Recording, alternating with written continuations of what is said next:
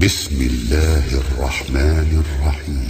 Jadi kalau kita sudah bicara khalifah, di mana khalifahnya sudah menjalankan kitabullah, khalifahnya sudah menjalankan tugas dan kewajibannya, yaitu menjaga agama dan mengatur dunia dengan agama, maka kita sepakat bahwasanya itu kita wajib untuk taat dan kita wajib untuk mengikuti apa yang disampaikan. Tidak boleh kita menyelisih perintah-perintah mereka ketika kondisinya ideal semacam ini.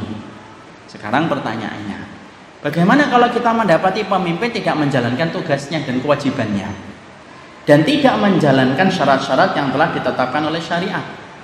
Kita harus jawab, karena ini termasuk satu persoalan yang harus dijawab dengan ilmu, walaupun saya tidak menafikan adanya perbedaan pandangan dalam persoalan ini.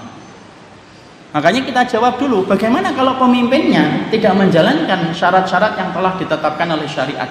Dia tidak hirasatuddin, dia tidak siasatu dunya biddin, maka apa yang harus dilakukan oleh seorang mukmin? Sebagaimana kemudian kita menjumpai hari ini ketika kita mendapatkan pemimpin tidak hirasatuddin, membiarkan kesyirikan terjadi di mana-mana, membiarkan bid'ah terjadi di mana-mana, membiarkan kemaksiatan terjadi di mana-mana. Dan yang kedua, siasatu dunya biddin, tidak menjalankan kehidupan agama dunia ini dengan petunjuk syariat. Lalu sikap kita bagaimana? Nah, di sini ada sebagian dari teman-teman kita yang mengatakan tetap taat, wajib apapun itu, dan tidak boleh sama sekali untuk kemudian kita itu menyelisih sedikit pun. Dan siapapun yang menyelisihinya maka kemudian dia terkena paham dengan pemahaman Khawarij. Semacam itu yang disampaikan.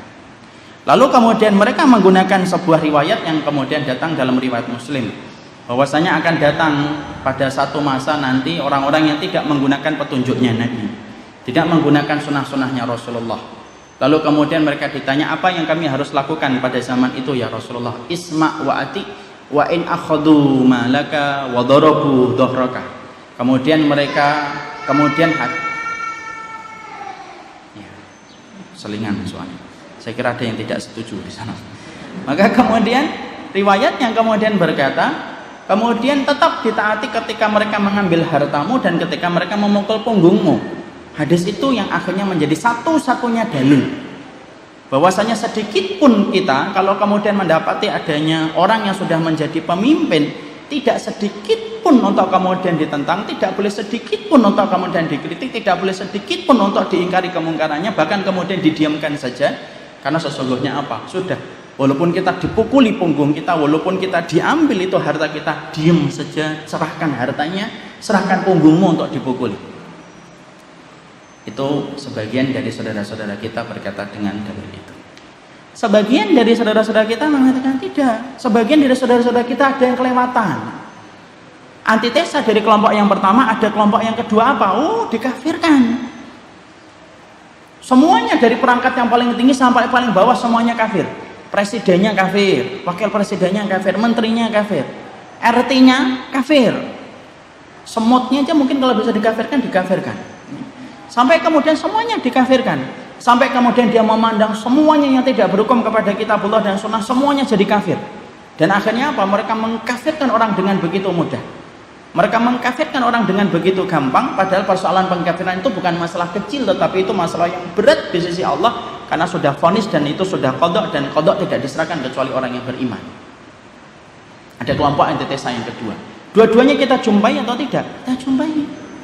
Antum pernah kan melihat ada orang yang mengatakan, kalau sedikit kita mengatakan ini ada keputusan tidak sesuai dengan kitabullah dari pemerintah, udah diam aja, antum jangan terkena benih-benih Khawarij. Padahal saat itu kita sedang menyampaikan sesuatu yang mungkar dan sesuatu yang salah untuk diluruskan sesuai dengan petunjuk kitabullah. Tapi antum juga pernah kan menemukan ada orang yang kemudian dikit-dikit kafir, dikit-dikit kafir. Loh, saya itu dua-duanya ketemu, Pak. Masya Allah. Dua-duanya saya ketemu. Persoalan takfir itu persoalan yang berat. Persoalan yang tidak gampang untuk kita kerjakan. Persoalan itu butuh alul ilmi dan butuh waktu yang panjang untuk menegaskan seseorang. Adanya hujjah ditegakkan, harus disampaikan nasihat, dialog dulu, baru seseorang itu baru divonis. Tidak bisa kita memvonis orang dari kejauhan itu sesuatu yang sifatnya salah. Intinya dia tidak mau berkata tentang nama-nama itu karena dia tahu bagaimana kaidah kita, sikap Ahlussunnah ketika mengkafirkan dan menyesatkan orang. Di situ fenomena dua perkara itu untuk menunjukkan, saya ingin menyampaikan apa kaitannya. Karena ini kalau kemudian dirujuk dengan turunan-turunannya, ini merujuk kepada masalah kepemimpinan. Yang satu membela mati-matian, yang satu mengkafirkan mati-matian. Dua-duanya ada dalam kehidupan masyarakat. Mungkin di antara kita ada yang punya teman yang gampang mengkafirkan, tapi juga kita punya teman yang membela mati-matian.